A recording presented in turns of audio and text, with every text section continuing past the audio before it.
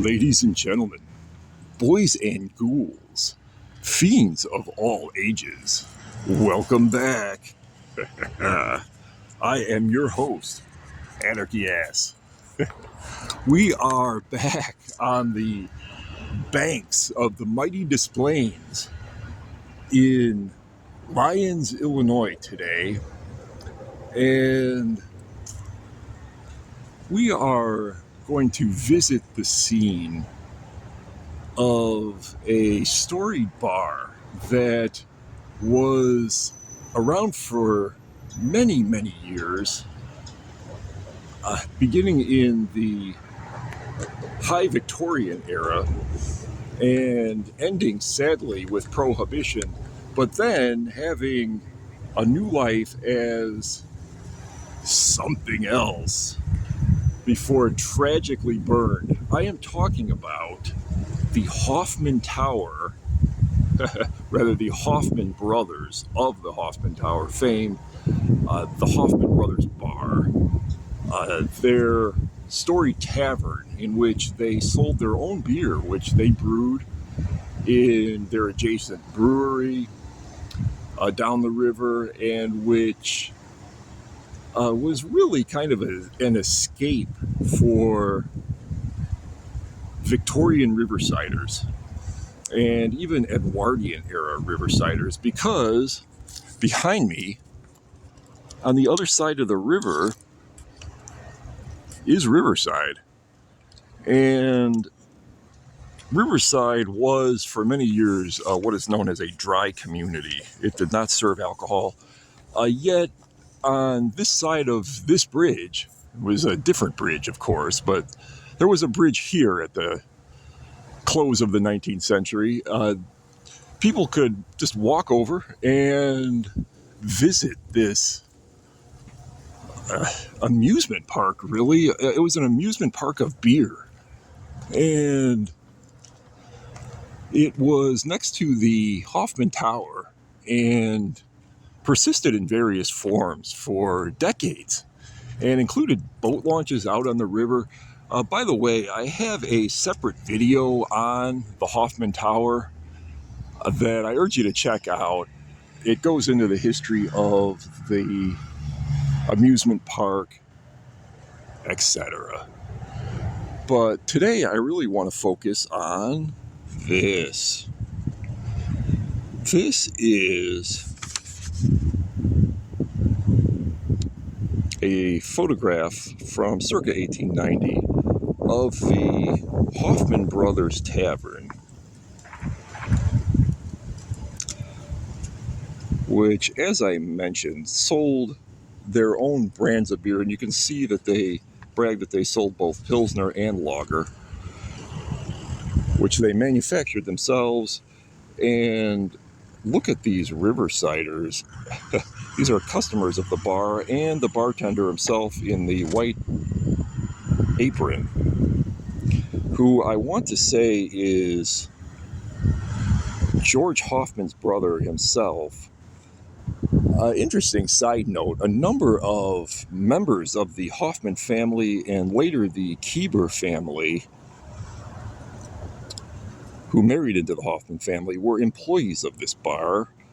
One of whom I knew, he was Terrence Keeber, and it was really from him that I learned the most about this location. He's sadly deceased. Look at these great card frames right here on each side. These were used to hold advertisements back in that era, and you could learn about drink specials and even local entertainment from that. And this ice truck, which is really an ice wagon, would pull up and deliver ice to keep the beer cold. And you can see how this is from the C.M. Moline Ice Company. This is ice truck number 2, and this was located in Berwyn. You can faintly see the address, the Stanley Avenue, Berwyn, Illinois address, painted right on the side. These were insulated sometimes with asbestos to keep the blocks cold. And then this gentleman right here by my thumb, and you can see he has a block of ice right by his feet, would take the blocks out, and you can see how huge these blocks are, using a giant pair of tongs that are faintly visible, and he would carry them in, physically carry them in on his shoulder into the bar. Look at that ice block.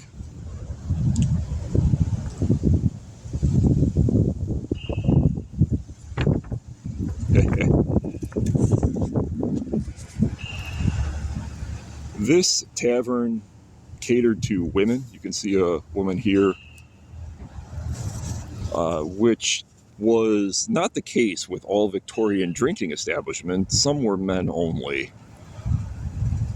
So they were really kind of an excuse to get away from the wife and kids and just loosen up for a while.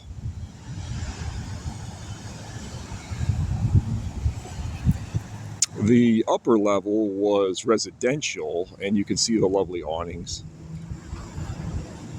It, I guess, contained a piano, which was the only live music, really the only music at all, present in the bar. You can almost hear the old-time piano playing a pre-jazz tune as people drank. But without further ado, we're going to do a little photo comparison, because we are out at the actual location. And if we step over here, and this is the bridge as it looks today, people would walk over this bridge and they would walk right over to this empty triangular piece of property where it now has a Village of Lions sign, and enter the bar. So they didn't have to walk far into Lions. 1890, present day. 1890, present day.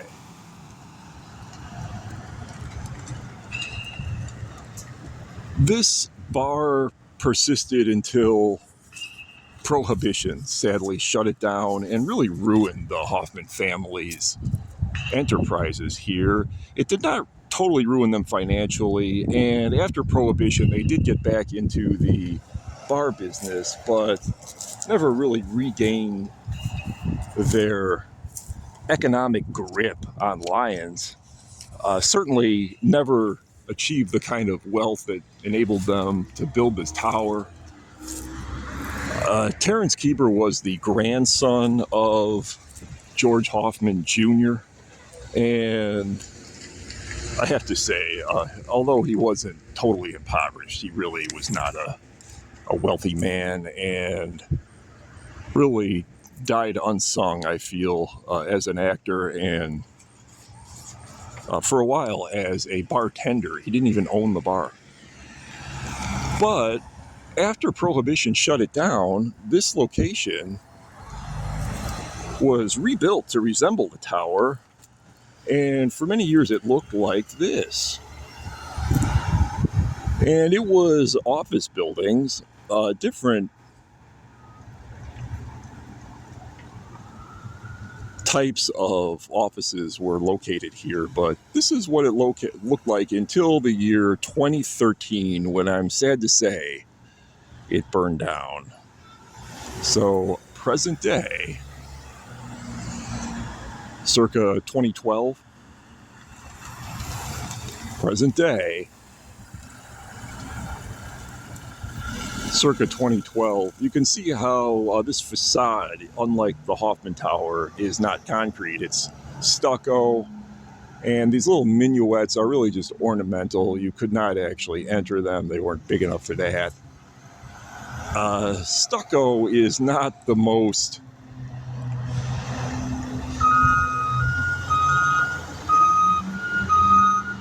enduring of materials. It was constantly chipping and falling apart, and they would repaint it in this castle-like color, but it really did not resemble stone when you walked up to it. The fire that burned it was, like so many in this area, shall we say, mysterious.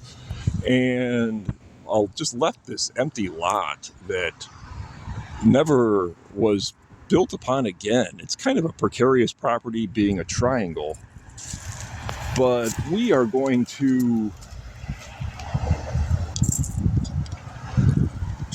trace the steps and look at the interior of the Hoffman Bar. And this truck that has now made multiple trips to stare at me. Hey, everybody.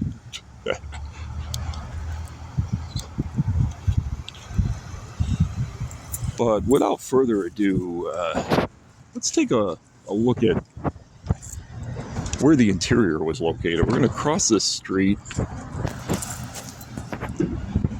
and we know from the photos that this sidewalk extended right over here, and the front door would have been right about here.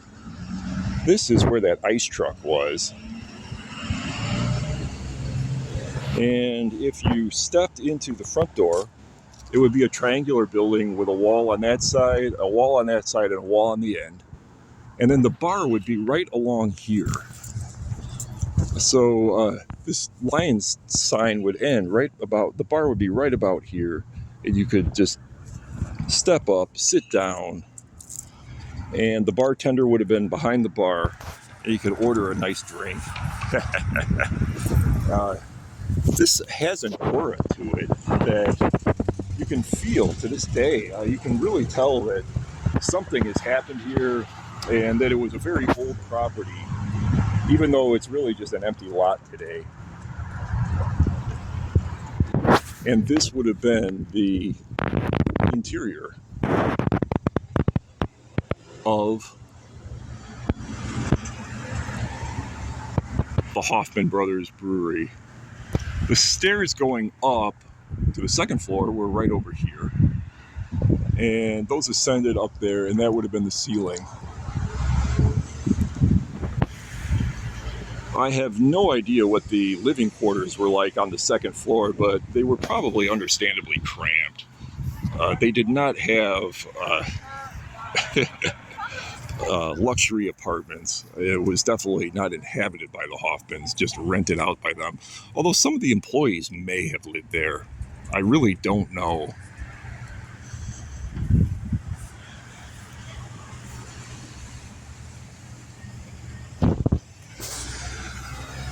But I thank you all for joining me, and I thank you all who remembered this and asked about it. Sometimes it's referred to as the castle building or the small castle, and others of you remembered it as a bar and asked where it was located. Well, this is where it was located. Lions in the Victorian era was Riverside's naughty twin. And it was where you could come to party and drink and get away from the stiff, rigid, very religious Victorian culture of the day. So from all the ghosts of Hoffman Brothers Tavern past and all of the icemen and bartenders and staff, I'm Anarchy Ass. Thanks for joining me. Bye-bye now.